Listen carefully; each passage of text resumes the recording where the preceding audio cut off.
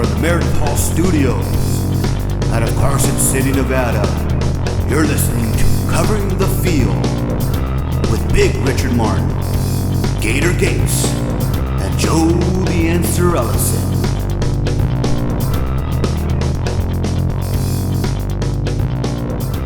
Welcome to the show, everybody.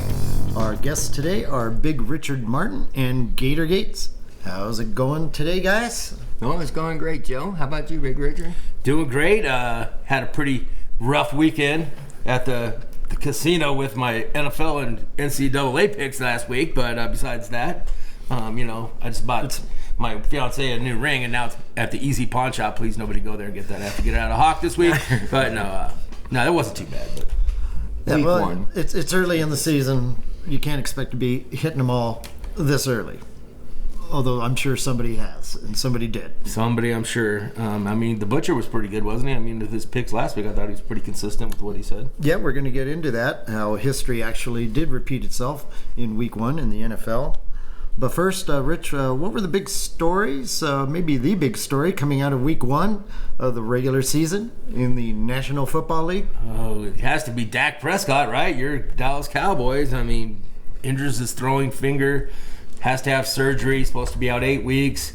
Jerry Jones had a miracle healer come over, and I guess now it's only 4 weeks.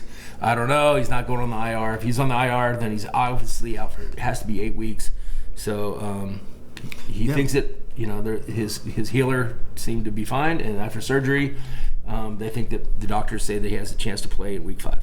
Yeah, well, that's a broken thumb, and I'm sure they'll rush him back as soon as possible because Dallas is absolute garbage for backup quarterbacks. Seen him play, all of them, Cooper Rush, Will Greer, Ben DiNucci, they all suck, and Dallas is in deep trouble for the next few games, no doubt. Well, it seems that what we're doing in the NFL is we're overpaying our quarterbacks, and when they get hurt, your team's demolished, or if they fail and you have a $50 million quarterback, you just crush the rest of your team. So, you looked at the way Pittsburgh played this week. They drafted a quarterback. They used Trubinsky, and I think that they did great. Defense is what's going to win you the games there, too. So, I like it. Yeah, and they also had an injury on defense. Let's talk about DJ Watt. Pec injury, supposed to be out for the year. They seem a little optimistic still, but I think he's out for the year. Obviously, anytime you have that torn pec, you're definitely done for the year. It could be only partially torn, and then he could come back, they said. Right. But I think that they're already getting an outside rusher, trying to get another outside rusher. So I think that they see the writing on the wall, or the torn in the pec. But he's definitely going to probably be out for a long time. It was sad because he was having such a great game against Burrow. Keenan Allen's also out for the LA Superchargers. They'll be playing tomorrow. And he's out with a hamstring injury. So when you have hamstring injuries, I don't know if you guys have ever played sports, but if you ever had a hamstring injury, that lingers all year long. So that's something to keep track. If he's on your fantasy team, you need to keep it going. And you're definitely going to have an injury like that is going to linger all year long, especially when it gets colder. The only thing you can do is rest it, and then you can heal. Right, and you're not going to rest it during the NFL season. So probably not. So, you rest it during the offseason. So he's out. T. Higgins is under the concussion protocol for Cincinnati. So he's out. Jamal Adams had a serious quad injury. He's supposed to be out for the season. He's going to have surgery on that quad. Safety, Jamal Adams. Yeah, exactly. And Chris Godwin. Is out. Looks like he's going to be out for at least 2 weeks. At least 2 weeks. He won't be playing this week, so that's something to keep track of as you make your wagers. Eli Mitchell, San Francisco. That was a pretty significant injury right there. Right, and I think it was just that weather was horrendous. Not to our producers loving the slip and slide football field that they had at Soldier Field. They're going to change it from Soldier to slip and slide field to. It was actually downpour and horrendous. Trey Lance looked absolutely horrible, and I think the 49ers are going to be in a little bit of trouble this year. Well, maybe we can just blame the weather for that. One game, we'll give them a slide on that, so to speak. Also, the last preseason game, they threw a big bagel up. They threw 0 points. Just in, saying Jimmy G to Dallas. That is not happening right now. That's not. They just got in. Jimmy G is going to be playing for San Francisco as soon as Trey Lance's time is done. Maybe Ryan Fitzpatrick. I need a veteran. I don't want some young guy. Like, I love Tyler Huntley for Baltimore, but when Dak comes back, then what's Tyler Huntley going to do? Just sit on the bench and do nothing? Well, Troy Aikman's been talking on Monday Night Football like he knows everything, so might as well put him out there. I mean, he thinks he knows everything on Monday Night Football against my Denver Broncos. Tony Romo's available, too. Tony Romo's available, and if nothing else, he can golf. Nothing else, he can golf with Jerry Jones. You can drive the cart. But Mac Jones, for New England, it looks like he is going to play. It's not too bad of an injury. Yeah, he played the rest of the game against Miami. He just got hit in the back of the head with that dolphin tail. Yep. And it was a great game. It was good to see Miami win. Okay. Well, what happened in the games themselves? Let's just start with the Cincinnati. They were -5 in turnovers. 5 turnovers. One was a pick six. One was interception that led to a touchdown. One was thrown right into T.J. Watt's face. He intercepted it with his face mask. It just what a slow start for Burrow. I think that maybe that appendix surgery got him a little bit behind. They did come back all the way, and they actually should have won that game. They had a chance. They went up by 1 point with no time on the clock, and their long snapper injured his arm, so he could not snap. And so they had to bring in the backup tight end to snap, and it messed up the kick. They missed the extra point. Who misses an extra point unless you're LSU? Missed the extra point, and then also missed a chip shot in overtime. Right. It was actually blocked. As you said, the timing was a little slower, and that made the difference in winning and losing, because eventually Pittsburgh kicked the game-winning field goal. Right. Yep. So how about them Pittsburgh Steelers? How about the resurgence of Saquon Barkley? He led in all fantasy running backs last week. Looked great. Had a great touchdown run against Tennessee. They upset the Titans, and no one saw that coming. And then no, definitely not me. I had the Titans. Yeah, I think you and most of America. I mean, saw that. At least winning the game. Right. Winning the game, if they were covering. It looked like they were going to cover it easily, and then, I don't know. They gave it away late. They sure did. What about the Colts? They fired their kicker. Rodrigo Blankenship. He missed the 42-yarder in overtime, and guess what? Don't even get on the plane. We're not taking him home. He had to take the Greyhound bus home. So actually, him and his glasses. Yeah, Blankenship was from Georgia, great kicker. I think what really got him fired was when they did tie the game up. He kicked the ball out of bounds, what gave Houston the ball in the 40. That type of mistake you can't make. You can't get. You only got to go 20 yards now in today's NFL, and you're going to be in field goal range. Unless you're the Broncos, you have to be at least inside the 40. You would hope. So. Yeah, we found that out Monday night. Yeah, and then Monday night, Nathaniel Hackett just made the bonehead decisions of all bonehead decisions. He looked like he had deer in the headlights when they were interviewing him after that. Why would you not? You pay how many millions of dollars was it for? Yeah. $250+ million, and you're going to put your kicker in to kick a 64-yarder. I mean, unless you have that Baltimore kicker, I don't think I would even consider that. And even with that, I'd say Russell Wilson could give me 5 yards, or I should go get a quarterback out of the draft and not spend $250 million. Yeah, everyone's going to look at that last play, but the 2 fumbles inside the 1-yard line, right? That's really what decided the game. If you scored a touchdown on either one of those. He's inside the 10. They fumbled the ball on the 1 twice, and then they kicked the field goal the other time. So if he would have kicked those field goals while he was inside there, if they would have had field goals, then maybe they would have had. They don't want to kick the field goal until there's a 64-yarder. No, I agree with you, Big Richard. But what I'm going to chalk it up as being a Bronco fan, as a rookie coach with rookie mistakes. Well, yeah. You're in the AFC West. There's no room for the coach to make a mistake. I mean, maybe the running backs. Melvin Gordon has had a tremendous fumbling problem. He fumbled last year against the Eagles, cost him a game. Right. But what I see when I was looking at those stats is that you got how many 4 or 5 wide receivers on the Denver Broncos that could play anywhere. And what was they doing? They were giving it to just jumping the ball off to the tight end, to the running back, that type of thing. So I don't know. I just wish they would have used them a little more. I think that they were rushing on those fumbles. They were within 2 seconds of every time they snapped the ball. It looked like they were rushing. Their timing was off. And that goes to Russell Wilson playing 0 preseason games. Aaron Rodgers playing 0 preseason games, and then they play the first game, and it looks like a preseason game. Yeah, I was going to say the same thing. I agree with you. It did look like a preseason game. So, I mean, yeah, it's one game, as Russ Wilson said. It's one game, and they'll bounce back. They got Houston next week, so they shouldn't have any problem with that. You did bring up Aaron Rodgers. Obviously, he looked terrible, although there was one touchdown that was dropped. Right. And remember us talking on the show, Joe, where I said you have to have receivers, and you said you can put me and you out there. I don't know what happened to that guy. And I know. Christian Watson. I mean, yeah, and right in the hands. I hate it when it hits you there. But the thing is, you and me would have caught that ball. Yeah, I think anybody that has 5 fingers or 4 fingers and a thumb on each hand, I think you should have no problem catching it when he drops it right in your hands. Yeah. So let's don't pick on him. It was his first game too, so that's his. It's, like you said, preseason.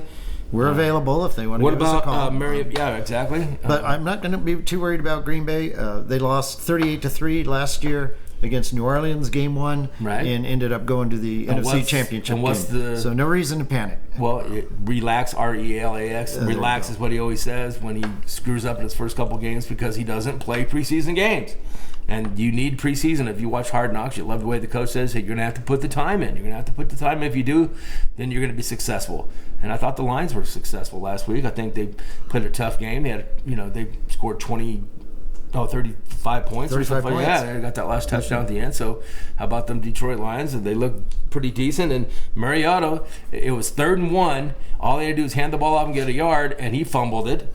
And that gave time for Jameis Winston and the Saints to come back and win. So that was Mariota a big comeback. Mariota fumbled that away. I mean, so it's preseason all the way around. I mean, it's the beginning of the season.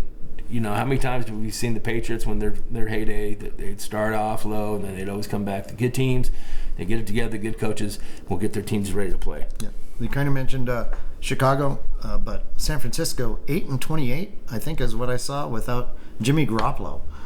Yeah. And that's saying like maybe they should have just stuck with him. He had the best hair on the sidelines with his clipboard in his hand and looked great.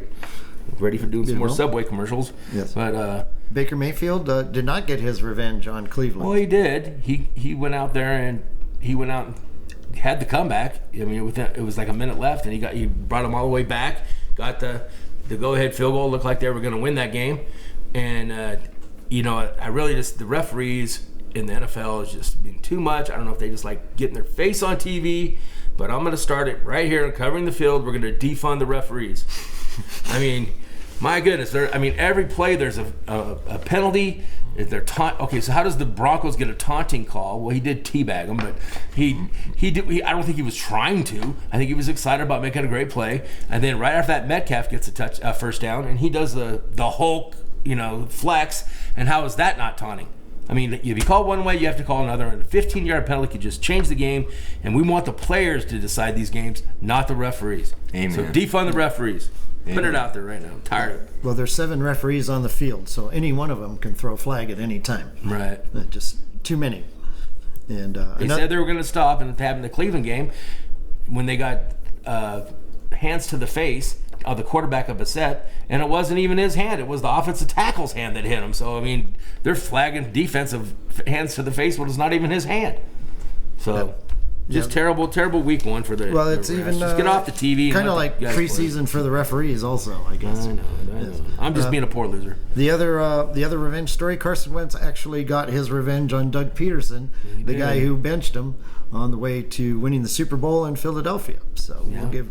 I'm sure he had Carson Wentz credit. A football that was given to Carson Wentz in the locker room after that game. I'm sure, great job. And but the team that appeared to look the best, I would have to say, was Kansas City. Pretty amazing the way their offense clicked. Yeah, no Tyreek Hill, and they still score 5 touchdowns. So that just saved them $42 million a year. They're getting the same results. Tyreek Hill looked good also for the Dolphins. So I think both teams are happy with that trade. I think I saw this right, and thought I was seeing things, but 66 plays and 33 first downs. That's efficiency. Yeah, that is about as efficient as you can get. Pretty much. So they were the best team. So I will say also the first-year coaches, there were 10 of them. They're first-year coaches with their particular teams right now, 7-2-1. And that 10 tied the most in the history of the league. Yeah, 7-2-1 bonehead. Hackett out there in Denver. So That was one. That was one of the bonehead. That was a loss. It was good though. Hey, first year coaches, I thought Miami looked great. They smacked Belichick around, and they look good. But let's get into that Kansas City. I'm going to get into my picks there, Joe. Yeah, how did your picks Went go? 2-3 last week. Okay. It was brutal, the Monday night game. Okay. I mean, it was my dog was hiding the whole time because I was yelling at the TV like it made a difference. My dog was under the couch. My wife was doing the dishes, and All right, it was well, tough. this is a brand new week. It's a new week. Let's get started. 2-3 ain't bad, but a day in the winter. So I'm going to start with the Kansas City. I'm going to drop that 4. I like the efficiency. I like the way they're playing. Until Patrick Mahomes shows me something different this year, I think that they're going to be ready to play on Thursday night. I love them against the LA Superchargers. Without Keenan Allen. Without Keenan Allen. And I think that, -4, I'm going to drop the -4. That might be catchy because that probably usually a field goal game between these two guys. But I'm going to drop the 4 and see what happens. All right.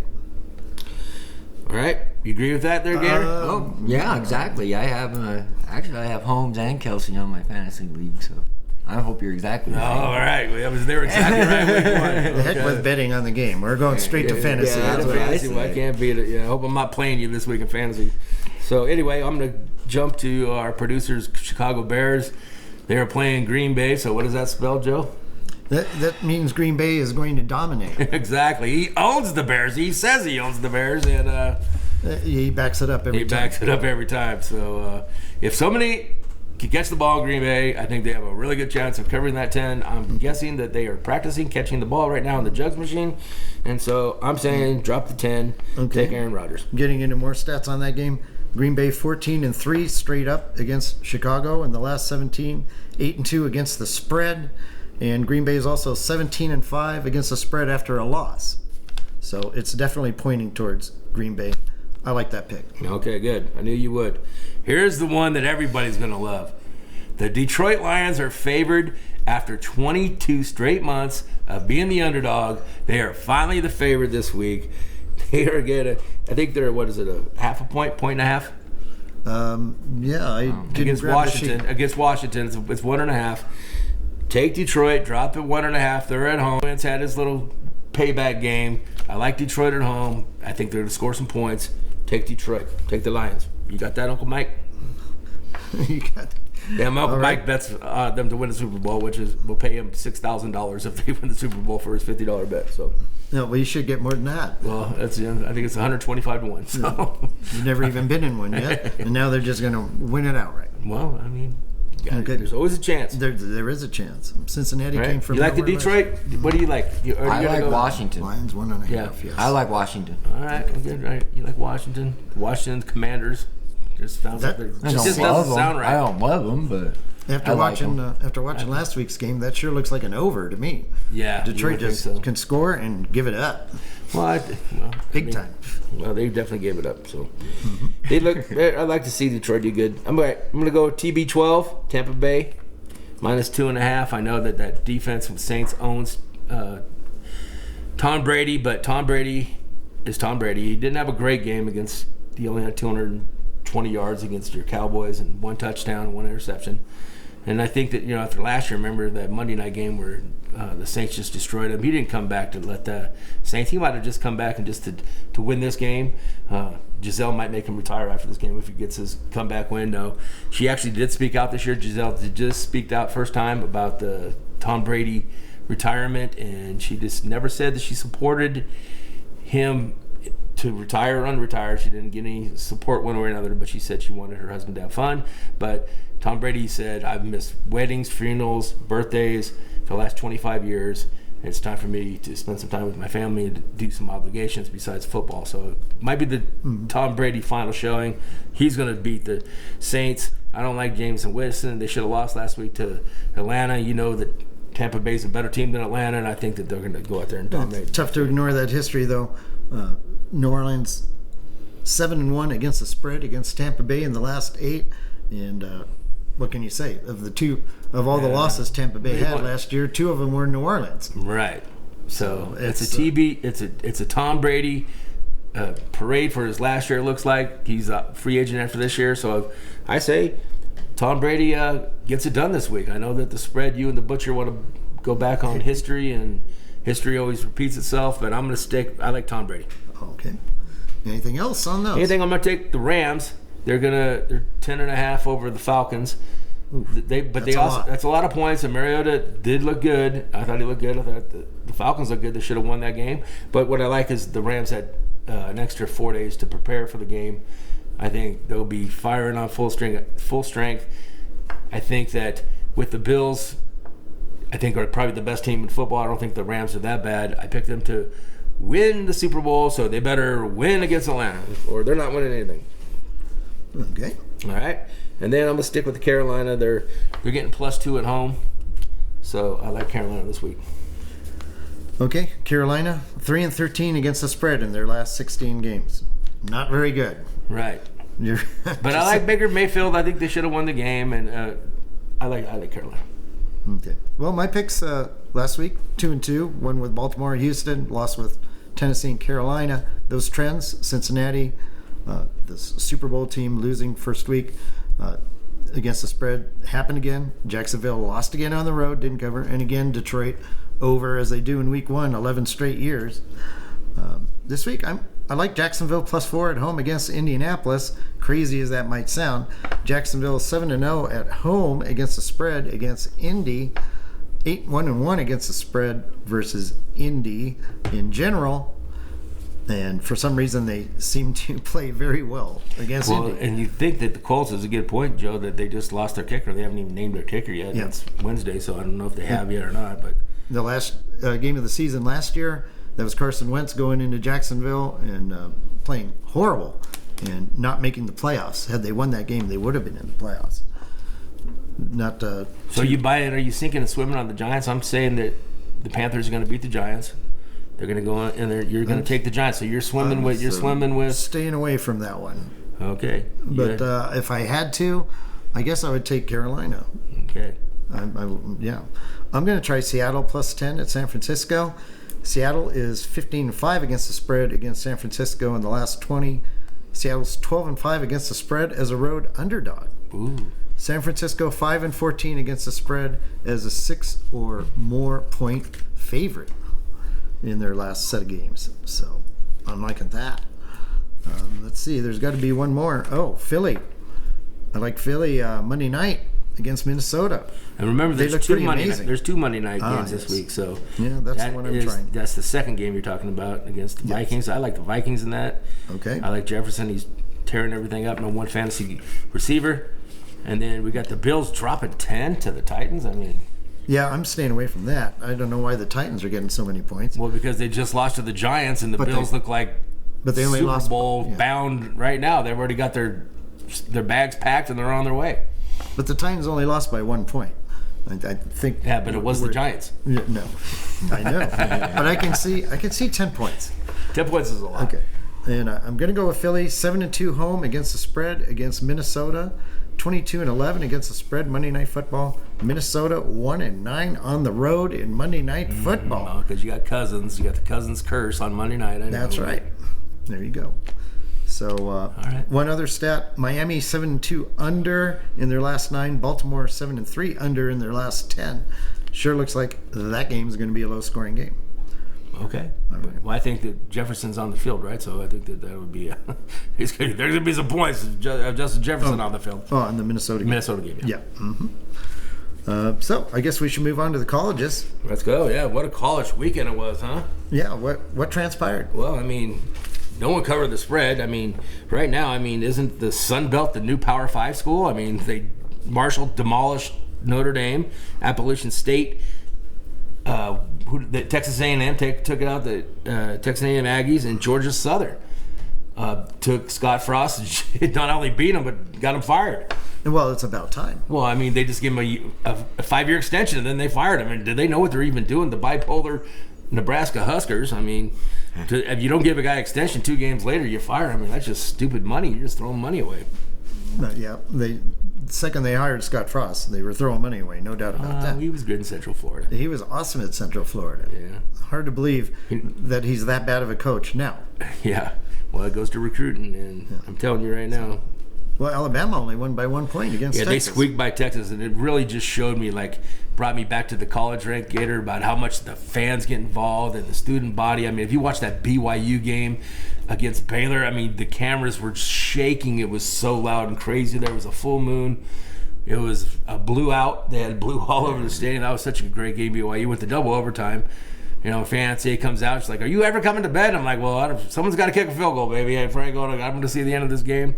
So it was such a great day in football. All my picks went 2-5 against the spread. I mean, just really, it's good for college football when Texas is relevant. They actually lost the game and moved up 6 points. 5. They're actually now 21 after losing to Alabama. And actually should have won. The backup quarterback Card came in and played great. They were close. Bryce Young made a great comeback with under a minute left. Drove him down for that extra point. Great. USC looked good. Yep. Didn't you think? USC against Stanford. Of course, I didn't watch that game because USC was playing. But well, they didn't. They only had 1 third down in the whole first half. I mean, they were scoring every time they had the ball. You know, they were up big, and then they only scored 3 points in the second half. I mean, I don't know what happened. I mean, maybe they figured out what they were doing, but it seemed like they were spinning their wheels, but they actually covered the spread. Little celebration in the locker room. Maybe they thought it was over. I don't know. Yeah. Michigan, remember we talked about that 50-point spread against Hawaii? They were up by 42 at halftime. It looked like for sure they were going to go over, and then they decided to play Rudy Rudiger, the water boy. 80 people played on that Michigan team. 80 people played on that play on that game. You could see when you have the 5th string defensive backs, all of a sudden Hawaii can't get a first down. Now they're driving down the field. So thanks a lot, Rudy Rudiger. Didn't cover my 50, so I'm not doing that next week, I can tell you that. But it was good to see the Sun Belt trying to be a Power 5 team. I mean, even the Ohio State game against Arkansas State, they had 12 points, and they actually were in the red zone 4 times against Ohio State. They drove the ball pretty good from 20 to 20. They just couldn't punch it in, and you can't stay with C.J. Stroud unless you're scoring touchdowns. Yeah, that was pretty amazing. Georgia Scott Frost 5 and 22 in 1-score games. That onside kick against Northwestern that failed when he was already up by 11 points. Right. They should have just fired him right then. I don't know why they waited the next 2 weeks. And I'm kind of feeling sorry for Notre Dame's coach. He's coached 3 games, and they've lost them all. Marcus Freeman. He's on the hot seat already, although everybody seems to love the guy. Right. He's a player's coach, defensive coach last year. So, you know, it's tough when Kelly left the way he did, and in the middle of the night took off to LSU. So. Yep. Right before the bowl game. Right before the bowl game. Yeah. So anyway, and, he's got nowhere to go but up. Hey, man, look at Touchdown Jesus every morning when you get up there. You have him raising his touchdown. They just need to score some touchdowns. The only one big upset I thought, Washington State winning at Wisconsin. That came out of the blue. Right, Wisconsin. How did that happen? I don't know, but they only scored 14 points. Right. And so now the polls adjusted. Georgia is now number 1 because Alabama squeaked by Texas. So I'm going to take Georgia and Kansas City. I'm going to parlay both of those guys until they show me wrong. I'm going to parlay them every week until they show me wrong. So I love parlay. You get your Saturday and your Sunday favorites. So I think I'm going to do that too because I already have Georgia in my picks. Right. And do you have any other picks this week? Yeah, let's go with Michigan. Okay, I think J.J. McCarthy played really good in the first half. Like you said, they scored 42 points. Cade McNamara came in the second half. He seemed to stall. You start 1 week, now you're the backup. He comes in second half, stalled, and I think that I'm going to take Michigan State first half. It'll be 23 against UConn. So I say they until they start playing Rudy Rudiger again in the fourth quarter. Stick with Michigan State. Don't go to the game because it's like 50 again. So take Michigan State in first half minus the 23. Okay.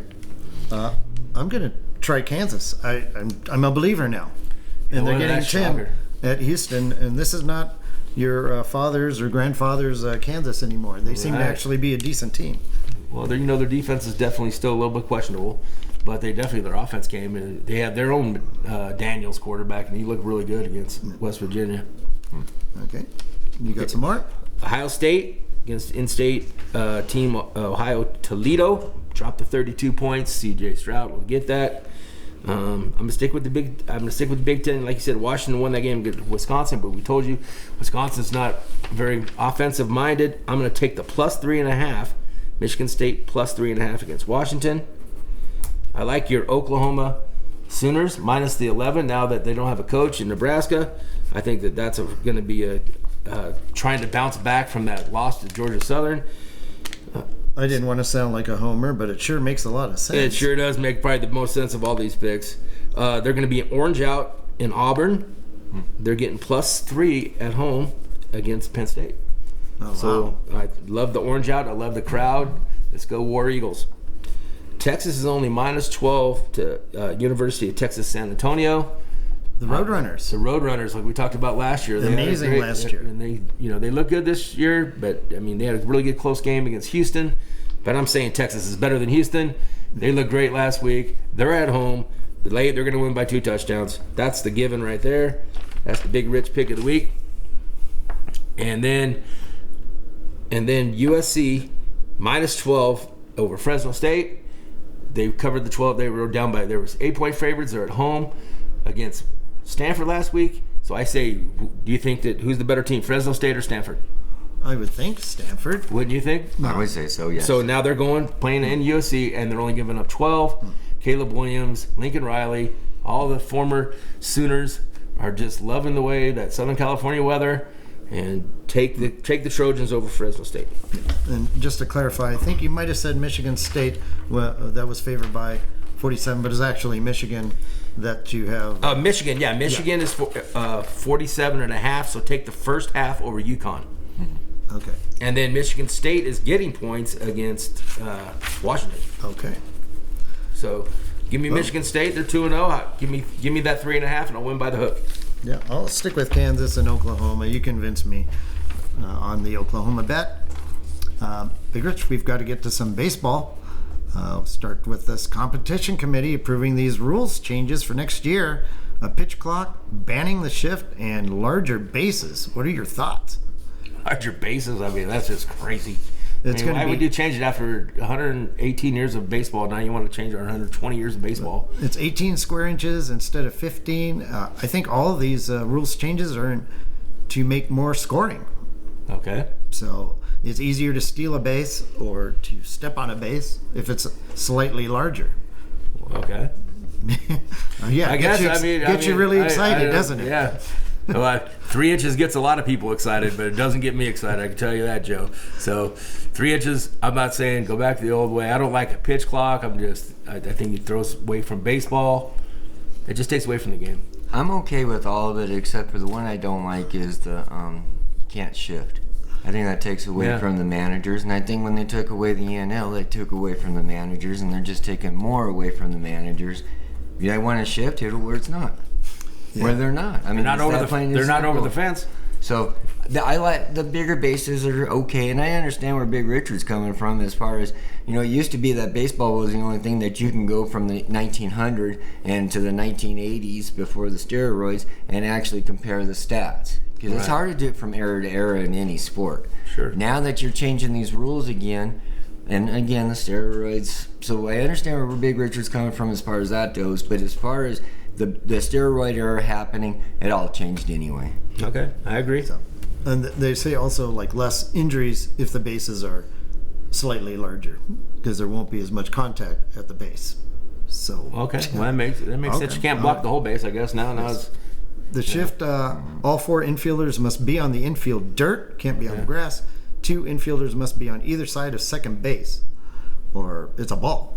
So, Okay. and, as Rock and Ronnie would say back for weeks and weeks, just learn how to hit the ball to the opposite field. or lay a nice bunt out. But that's not the way the league is going.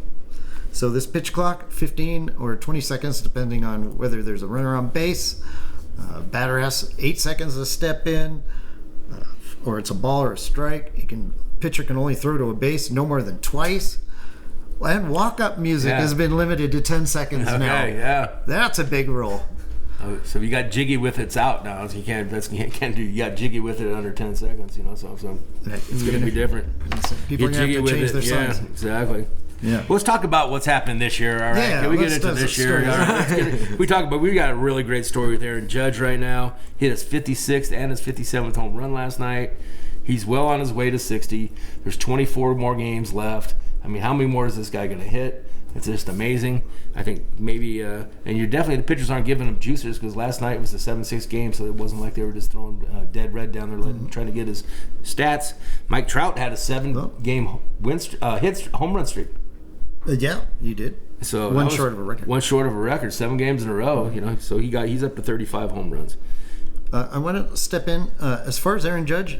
The Triple Crown is now a possibility. He's way ahead on home runs and RBIs, and only 9 points behind the leader in average in the American League. So. Yeah, he's got a nice spot for that MVP trophy on his trophy case. Yep. I think they can give it to him right now if he didn't have to play the next 20 games. So Mike Trout, it was one short of the record of Ken Griffey, Don Mattingly, and back in 1956, Dale Long.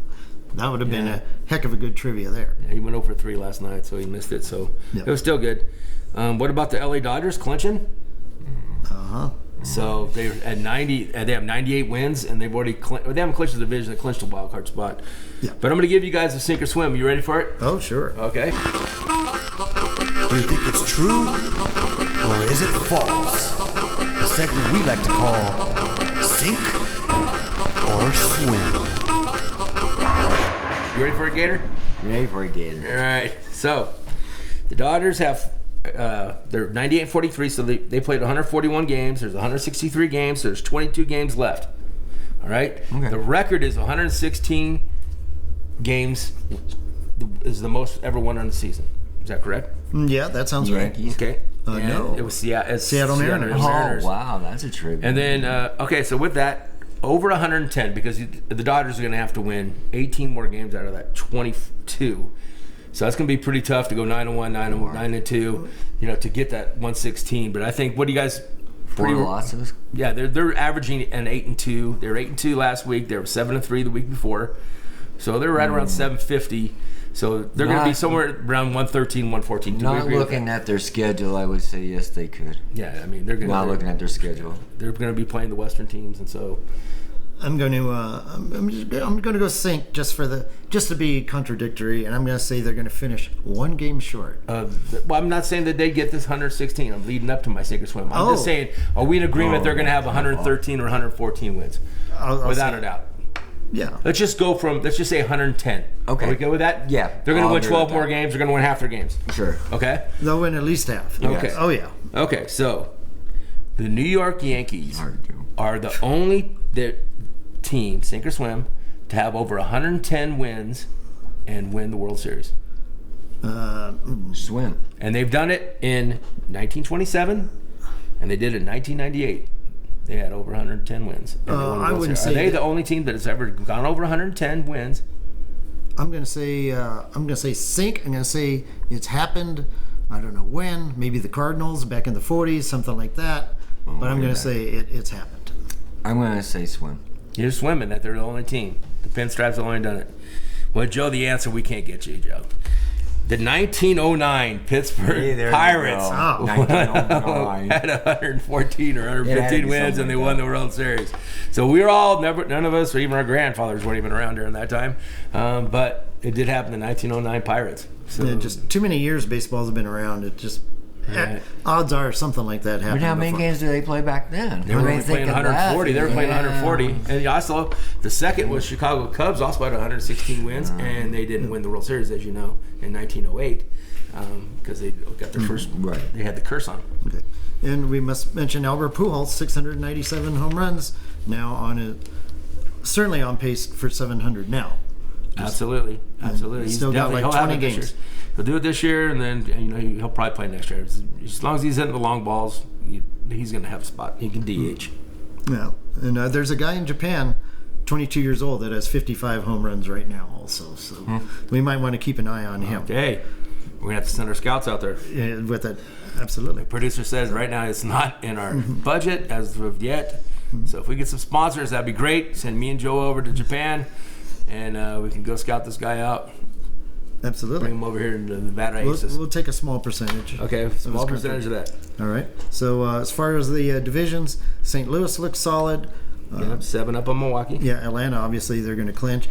Atlanta and the New York Mets, they're duking it out. Kind of up and down thing. Mets are a half a game up on them right now. And, if DeGrom would have got the job done last night, Gave up 4 runs last night. It's unheard of for DeGrom. Messed up my parlay. Thanks a lot, DeGrom.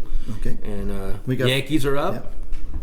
They're up 6 on Toronto and Tampa Bay. Looks good. Houston looks super solid. Yeah, them and the Dodgers. Cleveland and the Yankees look pretty good. As far as the wild cards, Philly and San Diego looking solid in the National. Then Milwaukee trying to fight and get up there. We got Toronto, Tampa Bay, and Seattle. They're almost assured of making the playoffs. Yeah. Next up is like Baltimore, and they're kind of fading. Well, a little bit. they're 5 out right now of the wild card, and the White Sox are 6.5. So doesn't seem likely, but doable. Yeah, well, I mean, last year Baltimore was horrible, so at least they're in the running still in September. Okay. And anyone who's been listening to the show and checking our website has been treated to Rock and Ronnie McKinnon's predictions, which have been completely on fire. Last week, another perfect 4-0 week. He's amazing, 14-2 over the last 4 weeks. I'm going to encourage him to continue putting his picks on the website. Yeah, that's free money out there. Yeah, for sure. Like when Flacco plays, bet against Flacco. That's free money. Take whoever Flacco's playing, take the other team and take the under, parlay it. You're guaranteed to have plus money. Okay, our final story from the NBA, the owner of the Phoenix Suns and WNBA's Phoenix Mercury, Robert Sarver, owned the Suns for 18 years. What's his story? Well, he dropped the N-word, I guess, and some other choice words. I heard it was on the masseuse. Recounting the statements of others. Exactly. So he's got a year's suspension, $10 million fine. That's the maximum. Time. And it's $10 million. Right. And I don't see him. Yep. Stemming from that, I don't see him. They're going to force him to probably sell that team. And also sex-related comments toward female employees, inappropriate comments about their appearances, and he yelled and cursed at employees. So it's pretty consistent.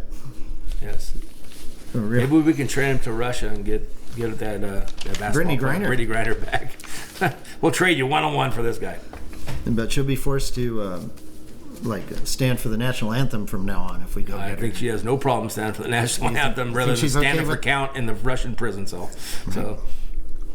So Gator, we got a few other sports to talk about, and let's start with NASCAR. What happened last week? The second race of the Chase in Kansas. Yeah, Joe. Bubba Wallace was at 15-1 when the race started. He earned his second NASCAR Cup win in his career when he put his Toyota first across the finish line. But that is the second race in a row that a non-playoff driver won the race. We've had 18 different winners this year, Joe. That's amazing, and that is great for the series too. But we do have one driver that made the round of 12, and that is the Toyota driver Christopher Bell. He's on in points because he got a third place finish on Sunday. Kevin Harvick, who had his Ford blow up at Darlington last week, he was the first car out, and he was caught 4 wide on lap 25 after a competition caution. Now, Ross Chastain drafted in front of Harvick. That took the air away from Kevin, and he got loose. Now, that made him tap the wall in turn 4, but the major damage came later when he was on the front stretch and slammed the wall right before the finish line on lap 33. Now, Joe, in 782 races, this is the first time Harvick has failed to finish 3 straight races. Now, Tyler Reddick was also out in the first stage when his tire went down and he went sliding into the wall. Now, in stage 2, Kyle Busch received a penalty on pit road for an uncontrolled tire and also spun on the grass. That put him a lap down and finished 26th. That does put him below the cut line with Chase Briscoe, Austin Dillon, and again Kevin Harvick. Bubba took the lead when he got around Alex Bowman with 67 laps. Denny Hamlin tried to catch him, but he did run out of time. Toyota took the top 3 positions with Bubba Wallace, Denny Hamlin, and Christopher Bell. Chevy had 1 car in the top 5 with Alex Bowman receiving 4th, and another Toyota in 5th was Martin Truex. But the Ford's top driver, Joe, was Ryan Blaney in 9th. Okay. Well, Bubba Wallace, his second win. The first win, by the way, he's African American. Mm-hmm. We should mention that. Yeah, correct. Part of a controversy last year, was it 2 years ago? Yeah, where there's something was found in his. There was a Talladega. there was a noose. But Talladega. they found out that had been sitting there for years. But at the time, it got to be quite the story. Yeah. But he won at Talladega last year, and that there's a lot of wrecks and stuff there. It's, you can flukishly win a race at Talladega or Daytona. But this race, he actually really earned. I agree, Joe. And Joe Gibbs, other racer Kyle Busch, said he's not coming back to Toyota next year. He's going to Roush, I believe. That's correct. Yeah, so he didn't finish the top 3, and he said, I'm out here. Okay. That's correct. And this Saturday is the night race at Bristol. That's going to be a really good one. Kind of like what you were talking about with Talladega and Daytona, just on a smaller track. It's going to be a night race too, which is one of my favorite races. But it's going to be at 4:30 on USA Network, and I think that it's going to be a fight between the Fords and Chevys. I like the Fords at a plus 270, and as far as the drivers go, we got Brian Blaney at 14-1, and Kevin Hargit's at 8.5. I do like Kevin, especially. He's got to do better than he's been doing. He's due. He's due, exactly. Without a doubt. He's much better than what he's been doing. And 8.5's not a bad price on him, no. All right. Well, let's shift over to Formula One. What occurred last Sunday in Monza, Italy? Sure. Well, Max Verstappen won his 4th straight race heading into the Italian Grand Prix. So being on Ferrari's home track, I didn't think that he would win his 5th in a row. Well, Joe, I was wrong. He did receive the checker flag at a minus 160, so the books knew it too. But that does give him the chance to clinch the championship as early as next round in Singapore. Now, the story of this race, Joe, was the last 5 laps. Well, that's when Charles Leclerc was more than 15 seconds behind Max's Red Bull. And that's when the safety car came out for McLaren car. Daniel Ricciardo parked it on the side of the track. And the crowd started going crazy when that happened because no one Ferrari had a chance with Leclerc being right behind Verstappen at the restart. Well, Joe, the green never came out. Both Max and Charles pitted so they could get the soft tires on their car so they could finish the lap or two.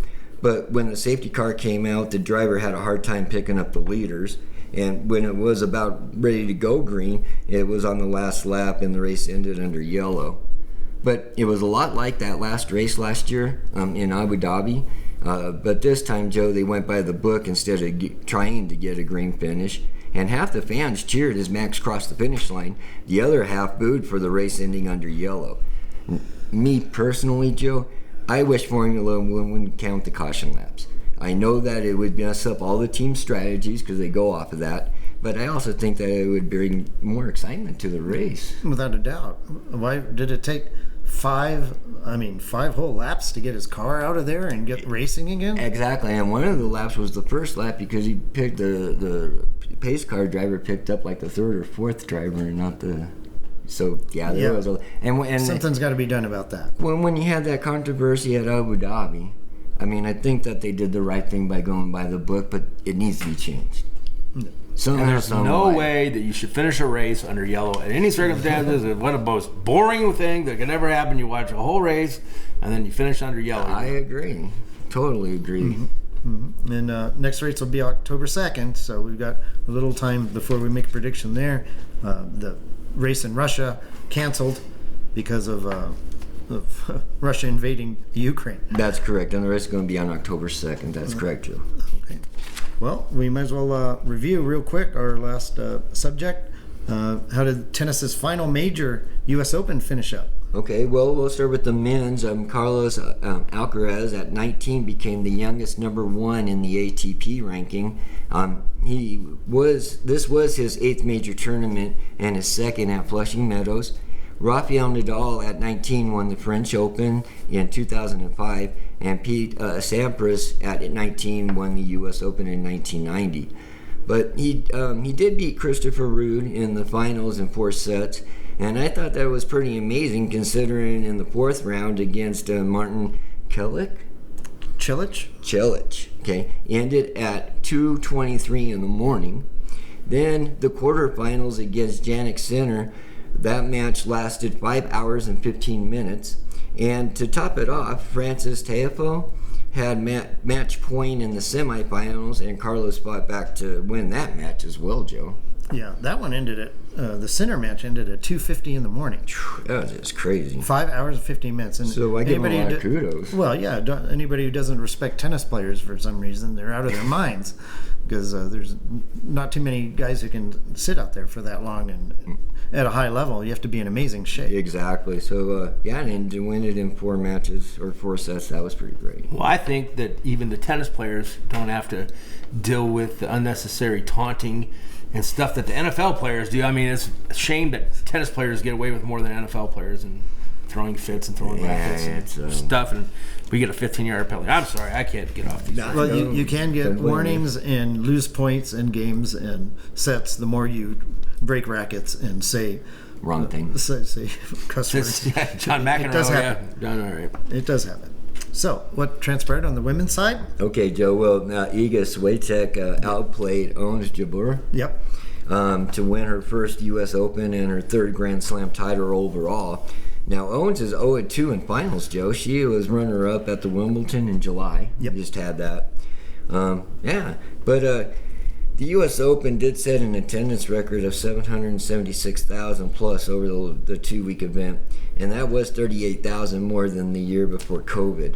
Now, they also raised $2 million in crisis relief for the Ukraine. But also, Joe, Arthur Ashe Stadium was sold out for every match, and that holds 23,800 people. So that's great, Joe. Yeah. No, that's fantastic. It's great for tennis. And Swiatek, she was the one complaining about the balls being too light and complaining. Well, she's not complaining now because she just won the tournament. And Jabeur has never won on hard courts, so Swiatek had the advantage there. And it's great to hear that people are going out to watch tennis. Of course, Serena had something to do with it. I think so too, sure. So, it's time for the You Got Host segment. It's that time where we talk about bets that we thought were sure to be winners, but in the very end, they ended up being losers. You Got Host. So, Gator, do you have a You Got Host story? Well, there were sure a lot this week, weren't there, Joe? Tons. Well, Houston and Indy, everybody lost that one. Whoever bet on that. But and whoever had the under in the Houston Texas Tech game got hosed. That went into 2 overtimes. Right. But most people I know, Joe, had Cincinnati over the Steelers at a -6.5. And on the Bengals' first play, Burrows was sacked for a 5-yard loss.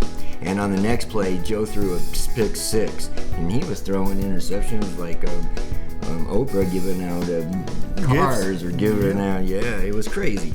But Cincinnati never did tie the game until the 2 seconds left in the game, and that's when Jamar Chase scored a 6-yard touchdown pass to score, make the score 20-20. Now they should have won the game with the extra point, but that was blocked. That put the game heading into overtime.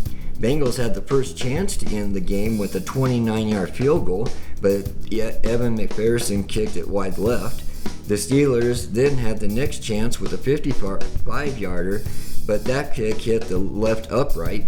So since he ran 5 plays before they punted the ball into the end zone, Pittsburgh had 56 seconds left on the clock to go down the field.